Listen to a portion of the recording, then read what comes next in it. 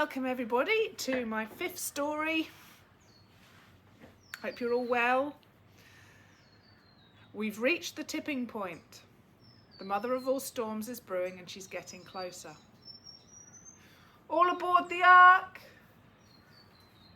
First it's the herd quitters, the ones who know something is up and no longer want to follow the herd. They know something is wrong but are yet to work it out. Then the early uniques, the ones who are curious and have a passion to learn more. They are more concerned about spreading the word. This is important for the greater good. Then there's the flow effect, as the ramp to the ark becomes more comfortable than being stagnant. This applies both metaphorically and physically. The pain starts to pinch. It's not urgent, but staying on this curve means chronic pain is imminent. Watch out! Here they come. The ones who always leave everything to the last minute. The ones that have been meaning to, but just never got around to it. There's mayhem on the ramp. Just wait your turn, no running, no barging your way through. Steady on, fella. Make way for the last minute people. At this exact moment in time, there is also the FOMOs. They hate being left out for fear of missing something critical. They will inevitably enjoy these 4 days, but the fear of missing out grips them stronger. Finally, there are the crocodiles. They know exactly where they need to be, but they wait. Eyes above the water surface, patient, calculated, in absolutely no rush whatsoever. These are the power behind the herd.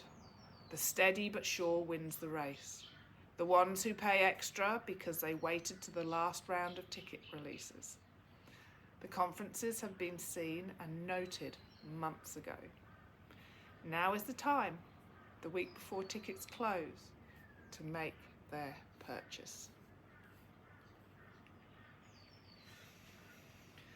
Human nature fascinates me. I understand there are many variables when buying tickets, especially for those of us who own animals and work the land. However, this natural curve of ticket purchasing relates so well with the regenerative response seen in nature. Succession of plant species, plants we call weeds. It starts with the hardy ones.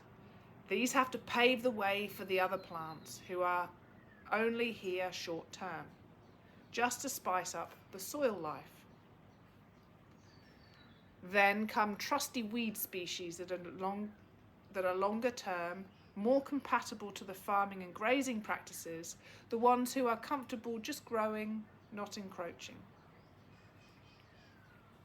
Succession shifts up a gear to produce fast growing and quickly multiplying ground cover. How you manage them is up to you, but understand why they come in thick and fast. With good management, these fast-spreading ground covers improve the soil quickly to allow for the palatable species to germinate and show their faces, the ones who are often lost to overgrazing.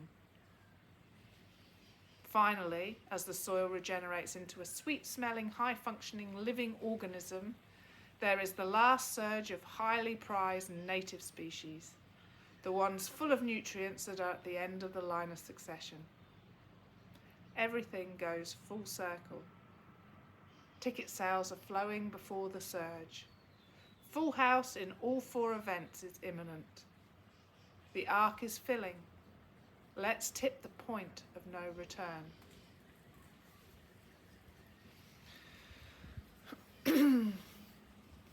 There's a lot of psychological friction going on there for me, because this is where I believe the delusion started to set in, and what I could see and what was actually happening were worlds apart.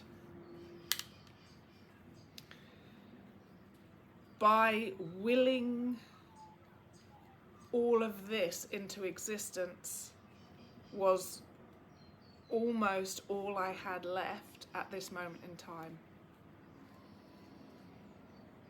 I like this story though. It I don't know, taps into a different part of your brain with the ticket sales, with the bell curve, and then taking that and superimposing it onto succession with plants. I think in a way, and again, I don't know how it came to existence.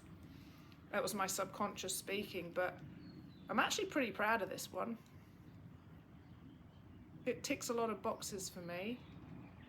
And it's just, yeah, where I was in this moment in time when I wrote it, the truth behind it was, I've done everything I know that I can to get ticket sales to happen, and it's not happening. So what I'm going to do is I'm going to will it into existence.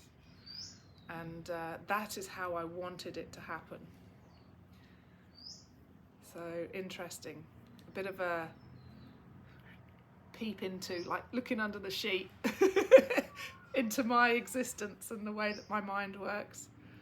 Because I'm always phenomenally optimistic about everything.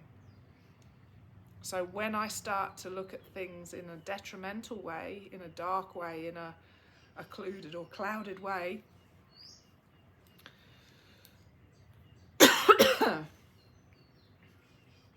you know there's trouble around the corner. Okay, that's it. Belonging to Earth.